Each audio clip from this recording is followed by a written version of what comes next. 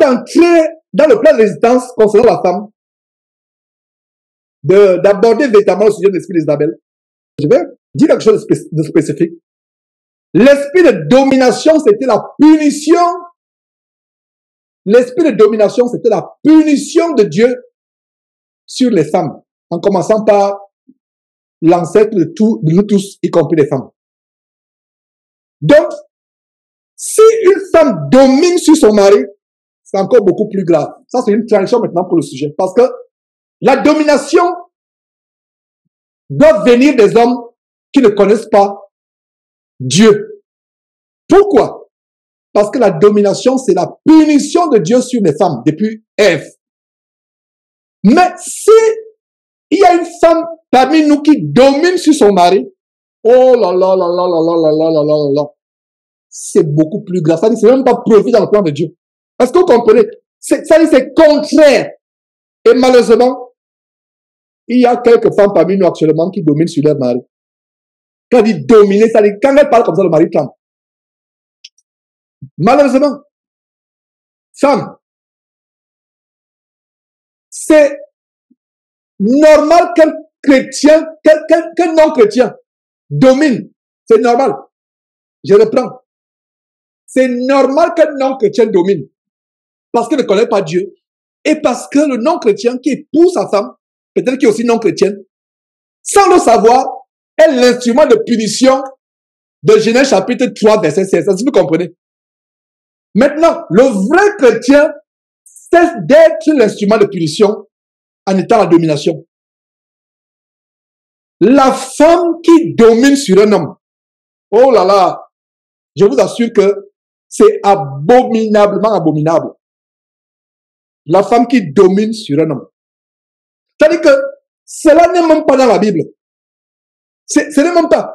Et si le temps nous permet, nous allons terminer avec la femme la plus dominatrice dans la Bible, qui était l'incarnation, la personnification, comme on va dire en anglais, the embodiment.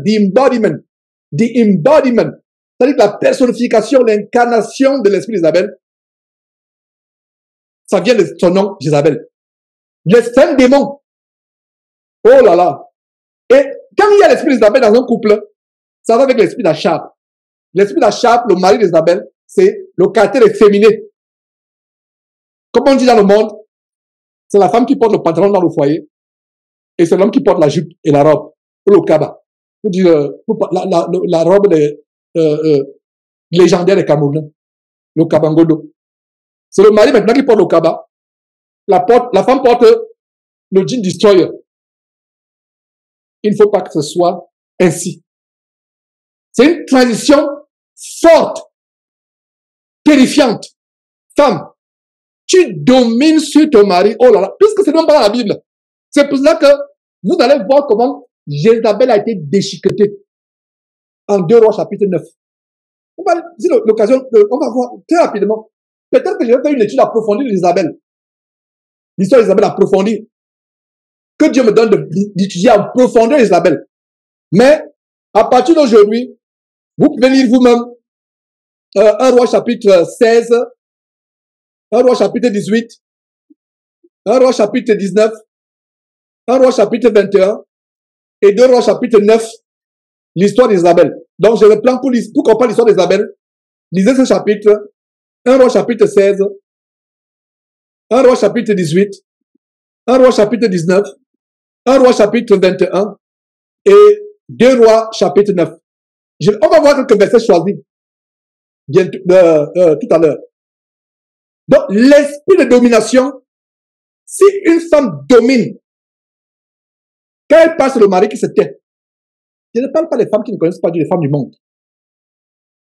Quand une femme domine sur son mari, c'est elle qui prend toutes les décisions à la maison. Le mari n'a même rien à dire. Dès qu'elle parle seulement, le mari se tait. Oh là là là là là là là là. Si tu es une chrétienne, ça t'a dit que tu as déjà eu ton entrée en enfer. Ça dit que tu viens dimanche là sur Zoom, tous les jours, il n'y a rien. Tu es déjà en enfer. Sauf si tu es touché par ce que je suis en train de dire. Tu te répands avec larmes, tu fais même un jeûne de plusieurs jours. Tu dis, oh Seigneur Dieu, Je me repens de ce que j'ai même voulu être autoritaire un tout petit par mon mari. Je me repens. Vous voyez comment Dieu m'a maintenant fait la transition maintenant vers l'enseignement. Cette transition. La domination de l'homme sur la femme a fait l'objet d'un enseignement. Maintenant, Dieu me donne de transitionner vers le sujet d'Isabelle avec quelque chose d'abominable. C'est maintenant les femmes qui dominent. Ça, c'est contre nature. C'est même pas une punition. Dans la Bible, vous et moi, logiquement, si nous étions à la place de Dieu, on aurait dit, Adam, j'ai donné l'ordre de ne pas manger de l'arbre de la connaissance du bien et du mal, tu as mangé, il te punit. Dieu, il te punit. Moi, Dieu, entre guillemets, puisqu'on ne peut pas être Dieu. Mais je te punis, je prends une hypothèse d'école.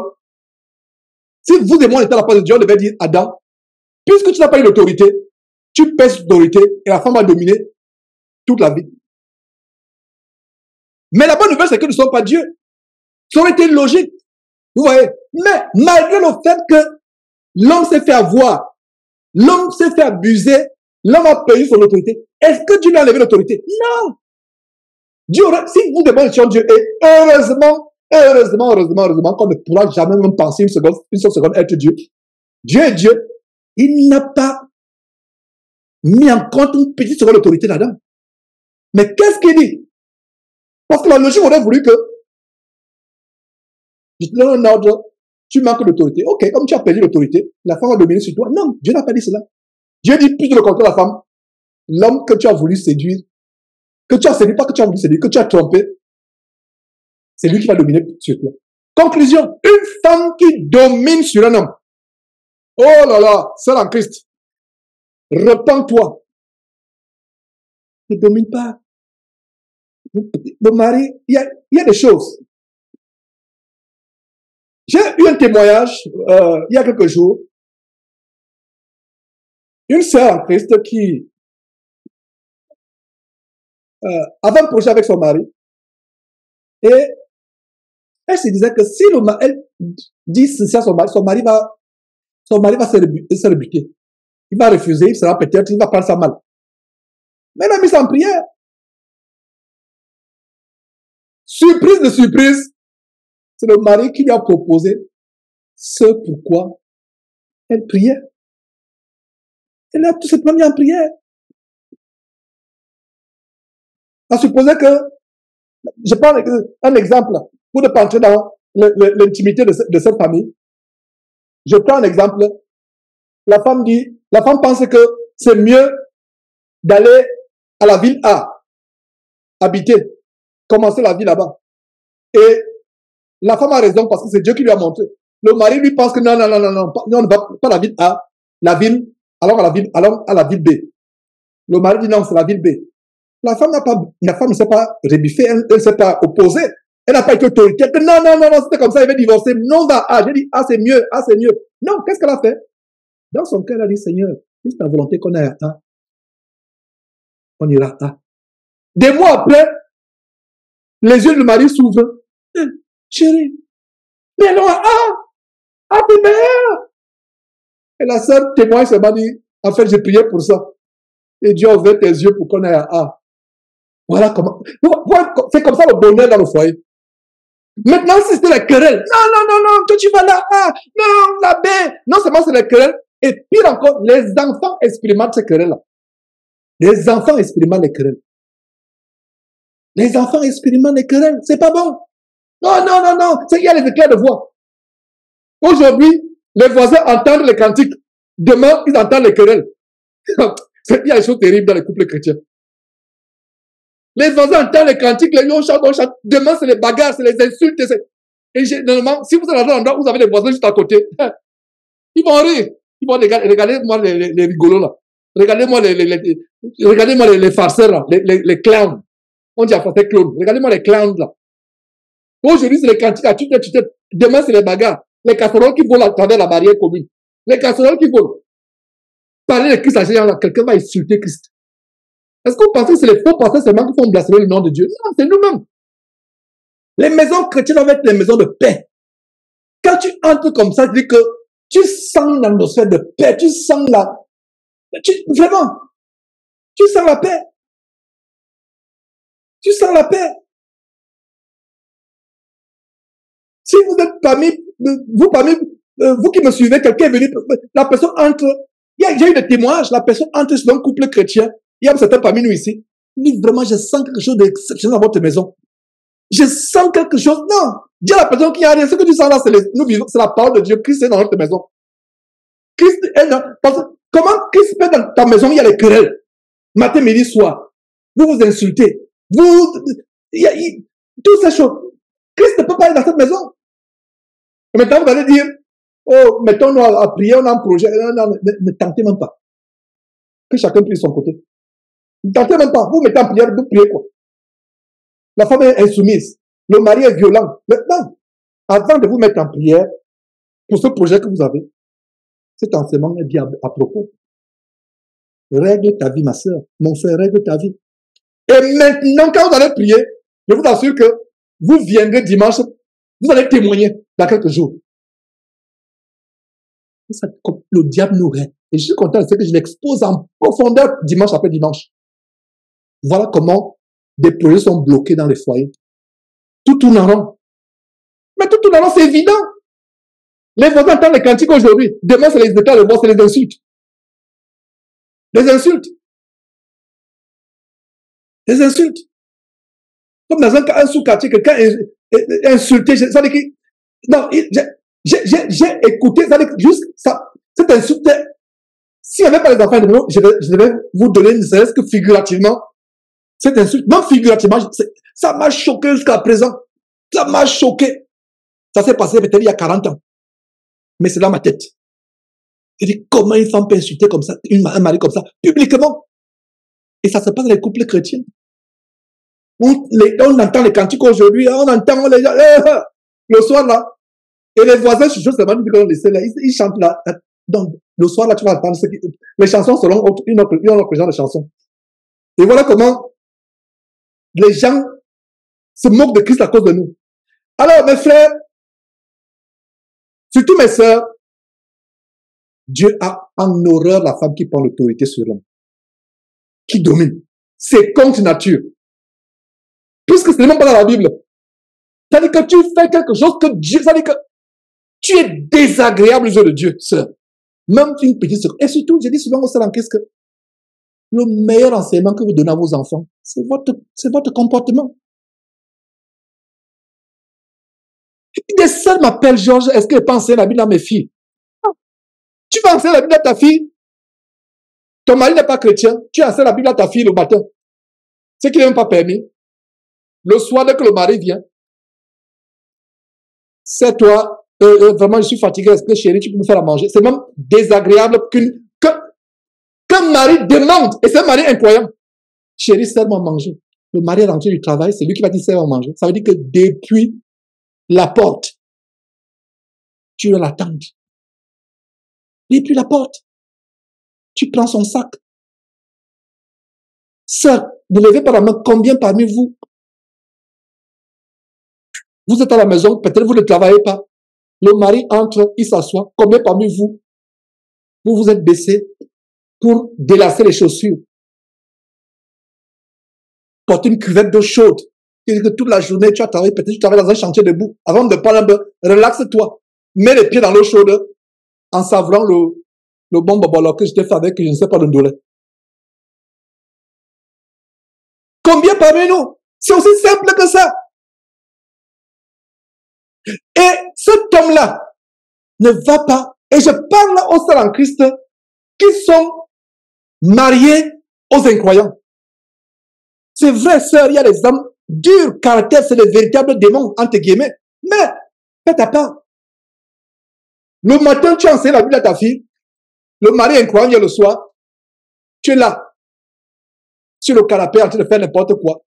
Ah, toi, va là, c'est là dans le micro-ondes. Appuie seulement, toi, le micro-ondes là. C'est toi-même, toi-même. Hey. Même le temps avec lequel tu dis, va te... Non, tu dis même, c'est toi. La fille à qui tu as enseigné la parole le matin, écoute. La manière par laquelle tu réponds à ton mari, la fille écoute. Et tu vas dire, tu vas encore revenir le lendemain matin, quand le mari va au travail, tu enseignes. Ferme cette Bible et enseigne ta fille, pas ton comportement, sœur. Pas ton comportement. Enseigne ta fille, pas ton comportement. La manière par laquelle tu parles au mari. Elle voit.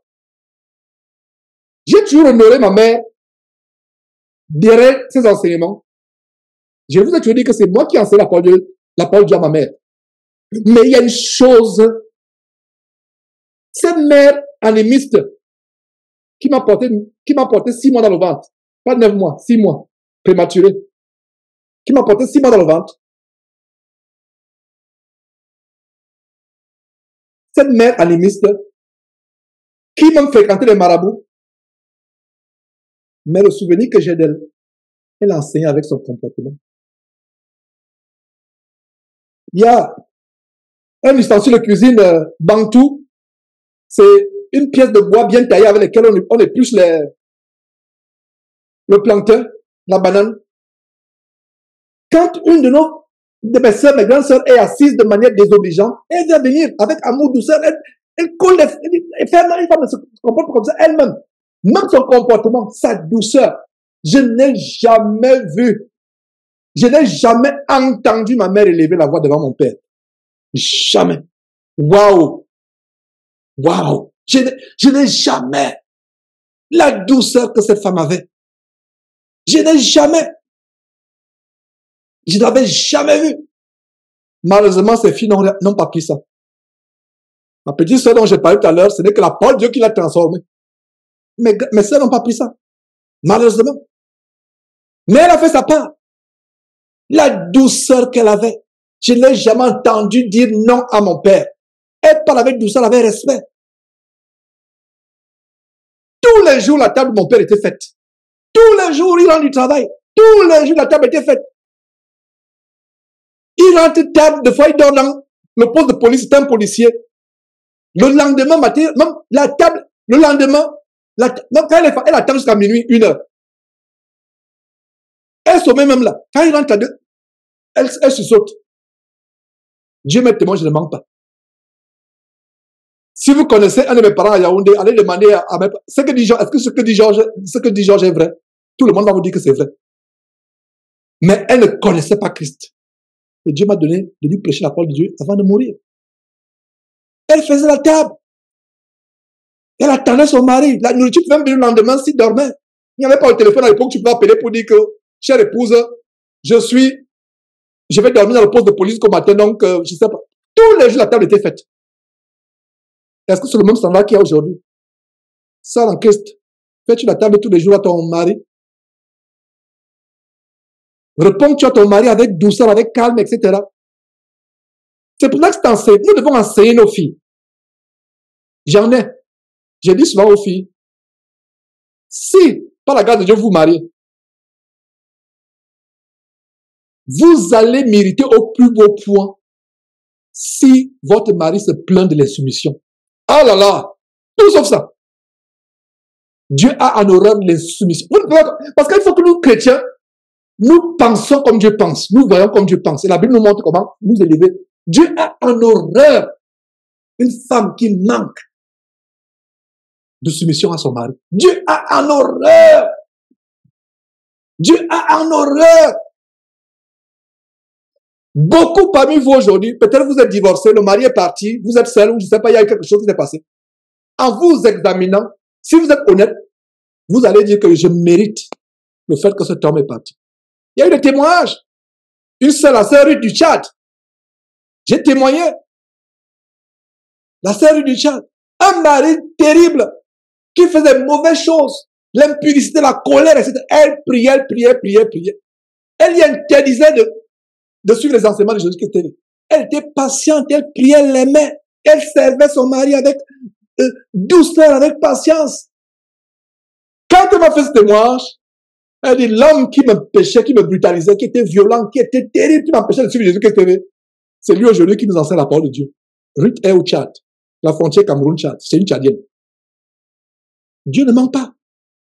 Fais ta part. Ça va faire, porte ta croix. Est-ce que vous savez que certains hommes violents sont l'instrument de Dieu pour te briser? Ma sœur, nous sommes déjà dans l'enseignement de la sœur, donc les frères, détendez-vous déjà, détendez-vous. J'ai fini avec vous. Ou du moins, j'ai fini avec nous. Maintenant, je suis avec les sœurs. Est-ce que vous savez qu'une femme violente, un mari violent, terrible peut être l'instrument de Dieu pour te former à l'obéissance, à la soumission. Pour te former à la réserve.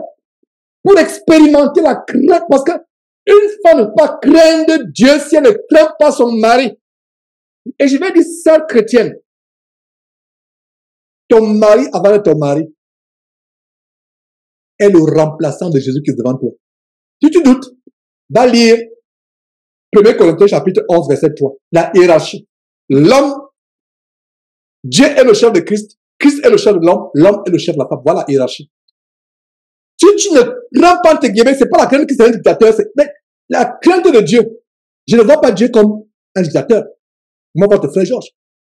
Ma crainte de Dieu, c'est que il est tellement élevé, il est saint, il est, même son nom dans ma bouche, je ne vois pas le nom n'importe comment. C'est un sujet de foi, un respect craintif. Ce n'est pas crainte, comme si, à l'époque, on ne connaissait pas, on craignait les fantômes. Non, ce n'est pas ça. Ou, non, il est digne de révération, de révérence. C'est comme ça que tu dois considérer ton mari. Même si vous jouez de temps en temps ensemble, comme Isaac joue avec Rebecca. Même si vous jouez de temps en temps ensemble. N'oubliez pas, mon papa disait souvent, ton chef reste ton chef. Quand j'ai eu mon premier boulot, mon tout premier boulot, j'étais trop jeune. J'ai commencé à travailler très très jeune. Je ne sais pas, 24 ans, 25 ans. Je venais d'avoir ma licence en droit. 23 ans, je ne sais pas où. Quel âge à peu près. Je ne me rappelle plus exactement. Le premier travail m'a dit, mon fils, viens, assieds-toi là. Je vais te donner le conseil, je ne vais pas te parler longtemps. Vous voyez les papas, ces papas, avec leur sagesse, la sagesse africaine, ils te parlent, ils disent, moi je n'ai pas beaucoup de choses à dire, voilà, tu m'as honoré, tu as été le premier à avoir le baccalauréat dans ma maison, tu es le premier à avoir la licence dans ma maison, tu étais le premier à avoir, en fait j'avais mis la maîtrise en droit, le premier à avoir la maîtrise en droit. Tu m'as fait honneur, voilà le premier travail que je te dis, je vous répète ce qu'il me disait ce soir-là. Voilà le premier travail que tu vas trouver, tu vas commencer demain. Je n'ai pas autre chose que ce que je suis en train de te dire là. Ton patron, demain ton chef devient demain ton chef, même si vous vous retrouvez en caleçon de bain sur une piscine. Je n'ai plus rien à dire, va dormir, demain c'est un grand jour pour toi, bonne nuit, j'en ai terminé, il s'est levé, il est parti. C'est resté dans ma tête. C'est tout ce qu'il m'a dit. Et je dis ça à mes enfants tous les jours. C'est moi qui enseigne la parole à mon père tous les jours, mais cette parole est restée dans ma... Est-ce un verset biblique? Non. Mais c'est resté. Conclusion. Femme chrétienne. Ton mari est ton chef. Même s'il y a des moments de détente. Mais ton chef, n'oublie pas ça. N'oublie jamais, ne perds jamais de vue que ton mari est le représentant de Christ devant toi. Si tu perds de vue, tu as que détruire ton foyer. C'est pour ça que beaucoup de foyers sont détruits. Parce que la femme ne comprend. Il faut faire la part des choses. Regardez nos patrons. Ils sont gentils, il y a certains qui sont gentils. Il y a les patrons blagueurs. Et nous tous, vous qui travaillez, vous et moi, méfions les patrons blagueurs. Soyons sages. Méfions les patrons blagueurs. Ils blaguent là. Bien de fois, c'est les grands psychologues. Ils veulent voir un peu. Il y a d'autres qui sont blagueurs. Ils n'aiment pas psychologue. Il est blagueur. Toi aussi, tu commences à blaguer. Non. C'est comme la Bible dit, quand tu es à table avec un roi, mets le couteau à la gorge. Tu es à table avec un grand, un patron, transperce ta langue avec un clou. J'ajoute dans la parole. Mais pas dans le mauvais sens. C'est la sagesse que Dieu donne. Tu es avec ton patron, parle peu, écoute beaucoup. Il ricane. Et tu arrives dans son dehors, ne ricane pas. Si ricane, il commence à ricaner à cette heure de rire, toi souris tout simplement. Ton patron est le patron. Beaucoup de gens ont été licenciés, y compris certains frères en Christ qui ont été licenciés, parce qu'ils n'ont pas mis en pratique cette sagesse. Ils sont tellement insensés, permettez-moi l'expression, qu'ils n'ont pas su faire la différence entre le patron et le travail, et la relation, parce qu'il est étendu. Ils ont été licenciés. Sœurs, beaucoup seront licenciés du ciel. C'est-à-dire que la porte du ciel sera fermée, parce qu'ils les sœurs n'ont pas distingué entre le mari qui est détendu, qui aime jouer avec sa femme, avec l'autorité. C'est pour ça que vous pouvez prier. Dieu n'existe pas les prières. Dans les petits détails. La manière par laquelle tu parles à ton mari et la fille écoute. Surtout les filles voient. Et il y a une chose aussi, je ne sais pas, les filles aiment tellement leur père. Les filles aiment leur père leur-même, mais il y a un attachement, je ne sais pas si vous avez remarqué. Les garçons aiment les garçons, venant même de ma propre famille à moi, d'où je suis ici. Les filles, on aime tout le monde, mais on aime plus, les filles aiment plus le père, et les garçons aiment plus la mère. Je ne sais pas qu'en est-il de vous.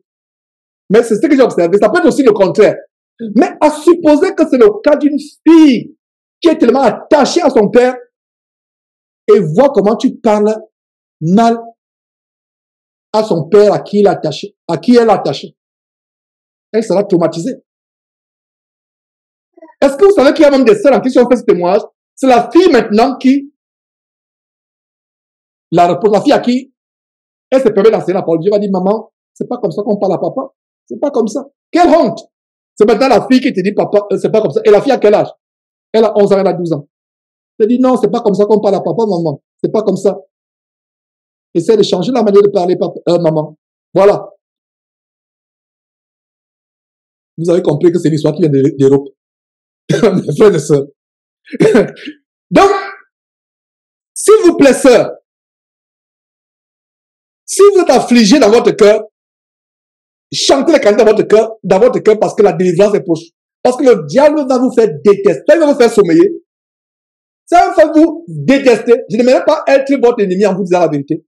Mais cet enseignement, c'est pour vous délivrer. Dites à cet homme-là, cet esprit, l'homme charnel, le vieil homme, ce démon, dites-lui, ma maison, mon corps n'est pas une auberge. Une chambre d'auberge. Mon corps, je ne sais pas dire une auberge, je pense que c'est une auberge. Mon corps n'est pas une chambre d'hôtel.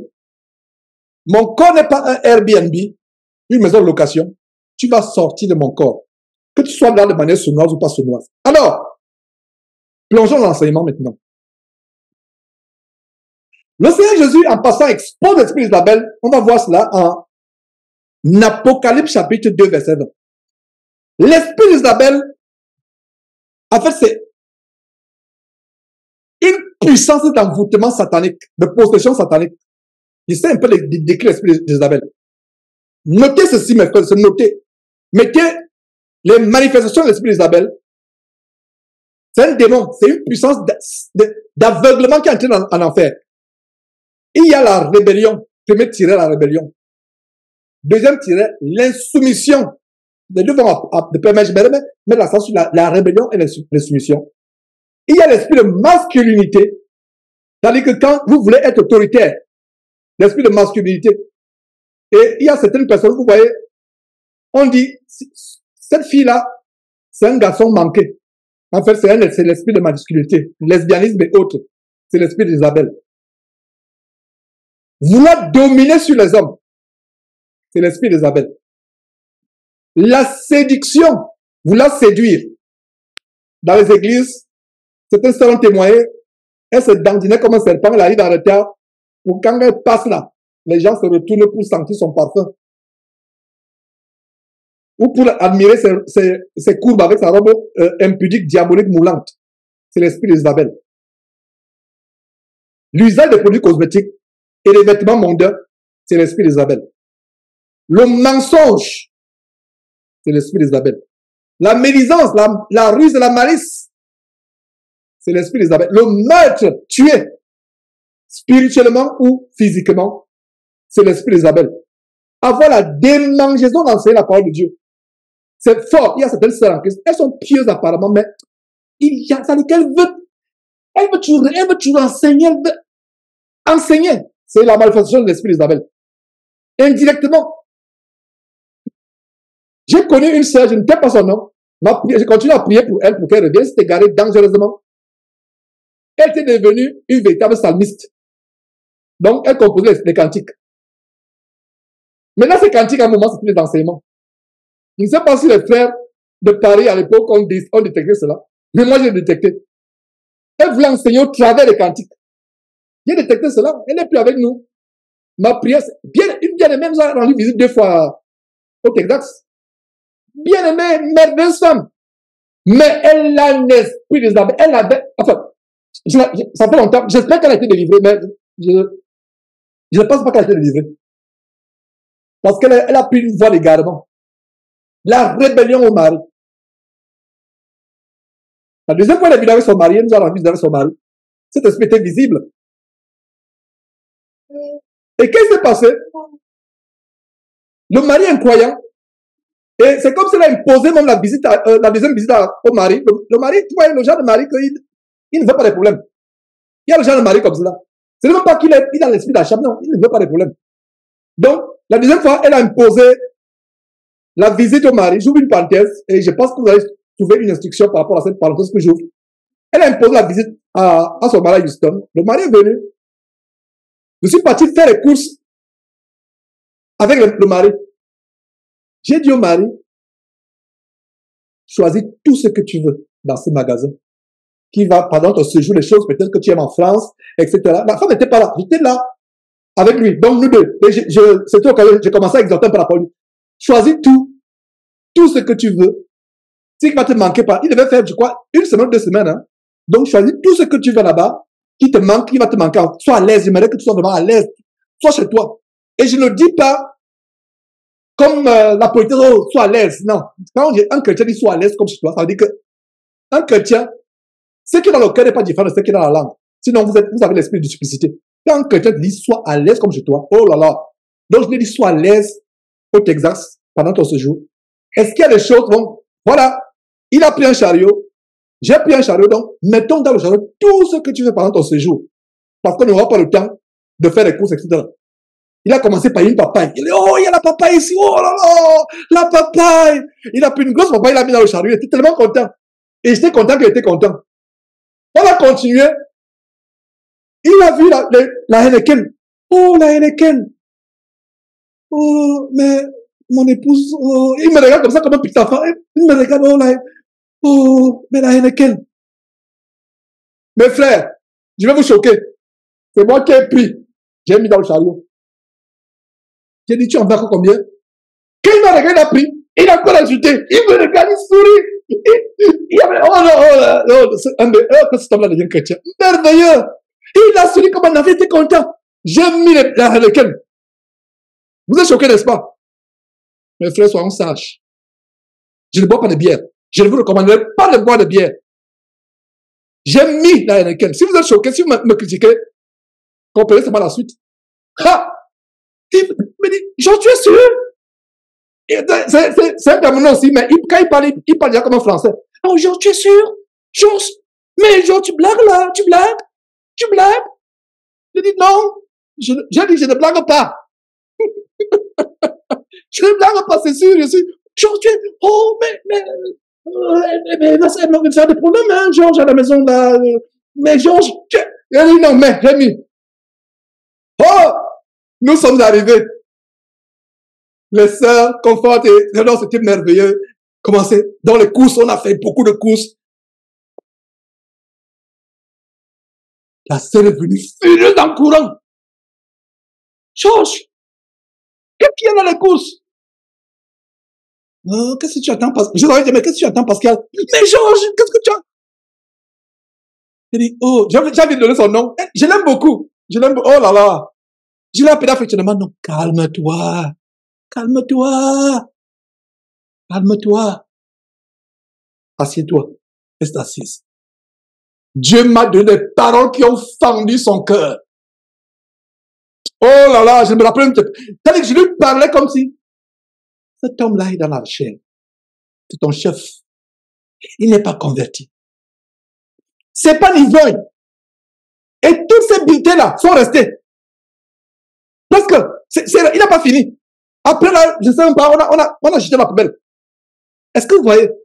Il n'est pas ivrogne, mais ça lui plaît. Et si cet homme-là devient chrétien, il n'était pas ivre. J'ai gardé un bon souvenir de ce monsieur. Un bon souvenir. Il n'est pas ivrogne, il ne s'enivrait pas. Non. Un homme décent, un homme posé, comme on dit, un homme décent, un merveilleux mari. J'ai parlé, j'ai dit, reste tranquille. Je sais. Je lui ai parlé. Au moment où je parlais, je sentais comment son cœur se sentait. Et après, elle a reconnu que ce que tu as fait là, Tu m'as enseigné de plusieurs manières, mais l'enseignement que tu as donné, c'était un grand enseignement qui m'a...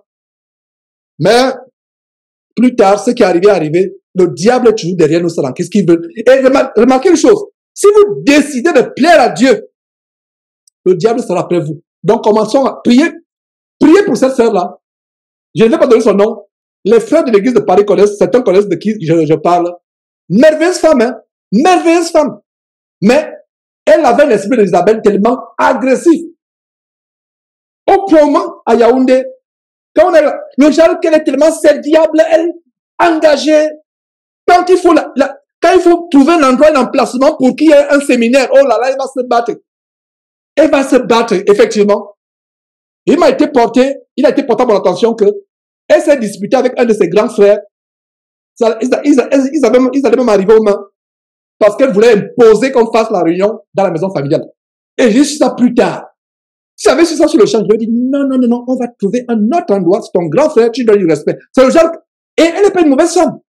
C'est son caractère. Et peut-être toi, ma soeur qui m'écoute, tu te reconnais dans ce caractère-là. Tellement chaude. Le genre que elle conduit, j'ai dit, moi, je ne peux pas conduire au Cameroun. Je ne peux pas conduire au Cameroun. Je me refuse de conduire.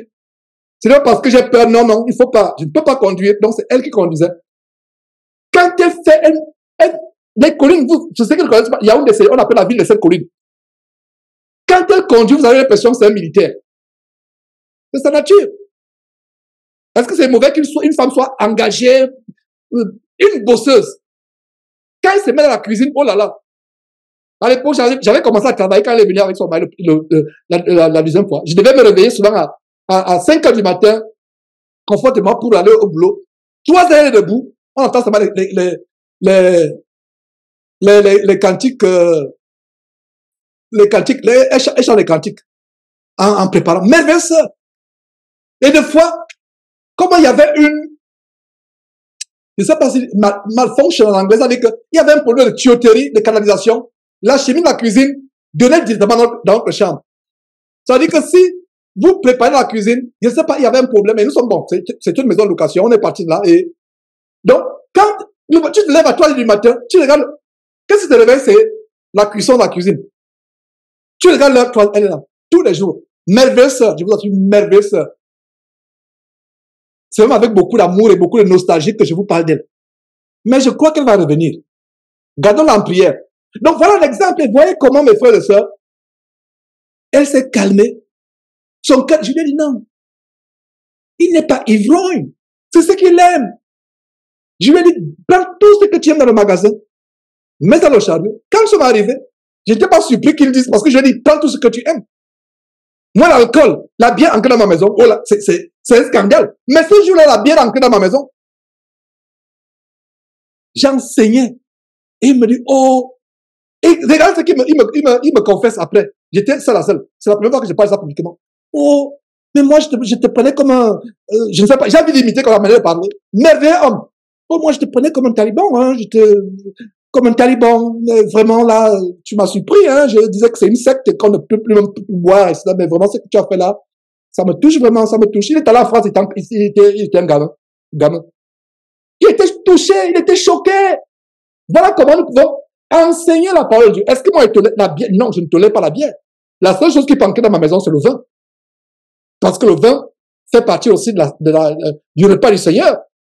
Et quand elle dit vin, ça dit alcool, un alcool minime. Mais la bière ou les liqueurs fortes, non, ça ne va pas entrer dans ma maison.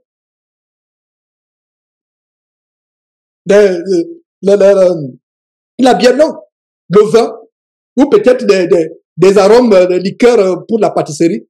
En dehors de ça, rien, pas du tout. Et voilà, mes frères et sœurs. J'espère que ça, tu as été édifié par le témoin de cette merveilleuse sœur. Son nom est sur le bout de ma langue, mais merveilleuse sœur. Oh là là, merveilleuse sœur. Qu'elle revienne, qu'elle revienne. C'est chez elle que l'église de Paris se tenait. Et, waouh, le diable l'a emporté. Qu'elle revienne, qu'elle revienne. Qu'elle revienne. Merveilleuse sœur, merveilleuse sœur. Alors, donc, maintenant, voilà le test pour savoir si ma soeur, tu as l'esprit d'Isabelle. Je vais poser quelques questions.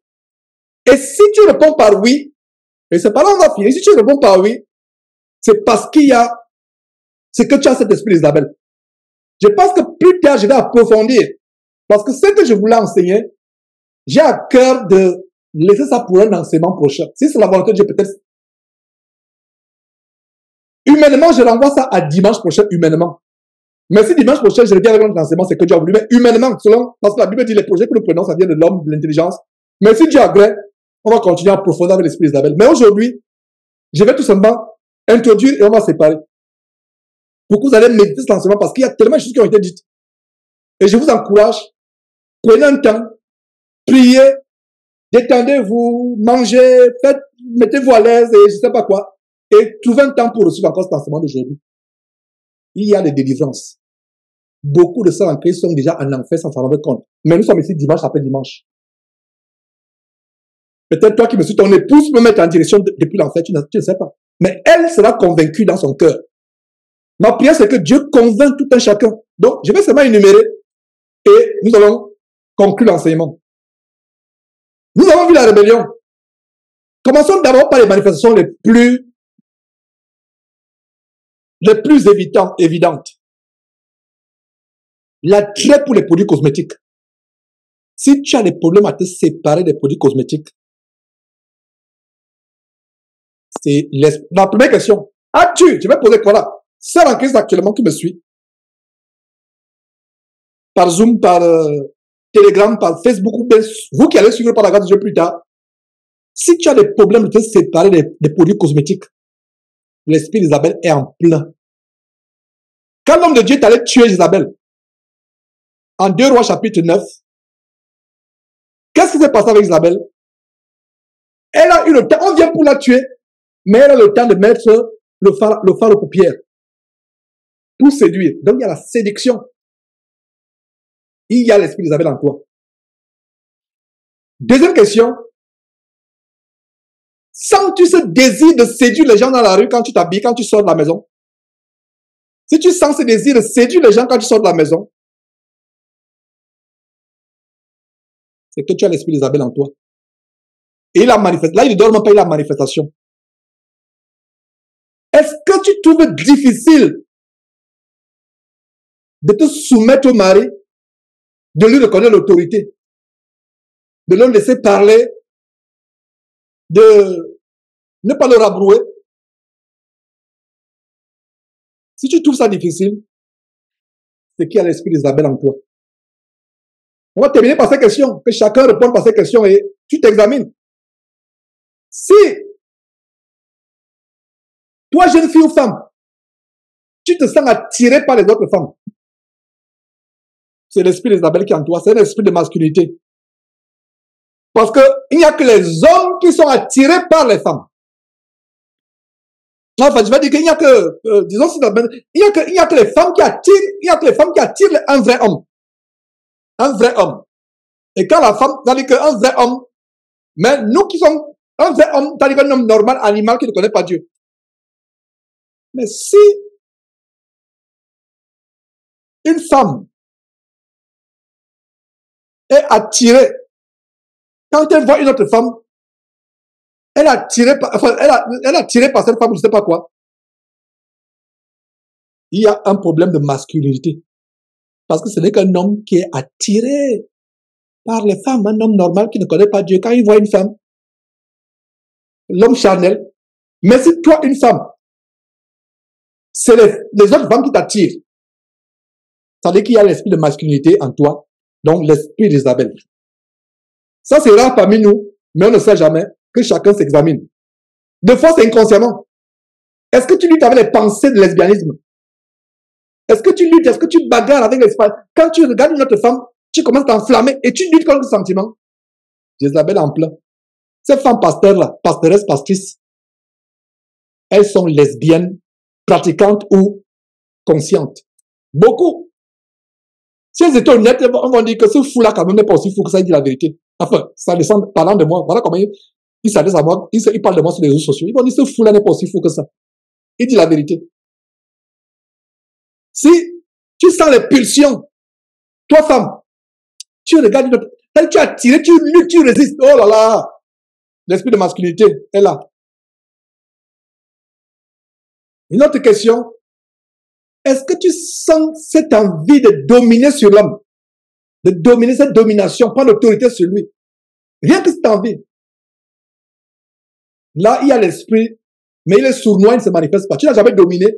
Quand tu domines, c'est une manifestation. Mais quand tu sens cette envie toujours de vouloir, mais tu résistes, tu luttes. Et quand tu luttes contre l'esprit, c'est qu'il est là. Parce que quand il part, tu n'auras plus à lutter. Est-ce que vous comprenez? Quand il part, tu n'as plus à lutter, il n'est plus là. Mais quand de temps en temps, tu sens comment tu veux toujours prendre l'autorité, tu veux que ta décision soit la dernière. N'oubliez pas. Prenons l'exemple des patriarches comme notre père à la fois Abraham. J'ai pris l'exemple des frères qui avaient un problème d'un couple. La femme voulait aller à A parce que Dieu lui a montré que c'est A. L'homme voulait aller à B. Elle a prié, elle a mis ça en prière. Elle a témoigné à son mari plus tard qu'en fait, j'ai mis la destination en prière et le mari lui-même est venu. Elle a prié. Elle n'a pas fait querelle. Donc, si tu sens cette pulsion de vouloir t'opposer, tu es soumise. C'est qui a l'esprit d'Isabelle?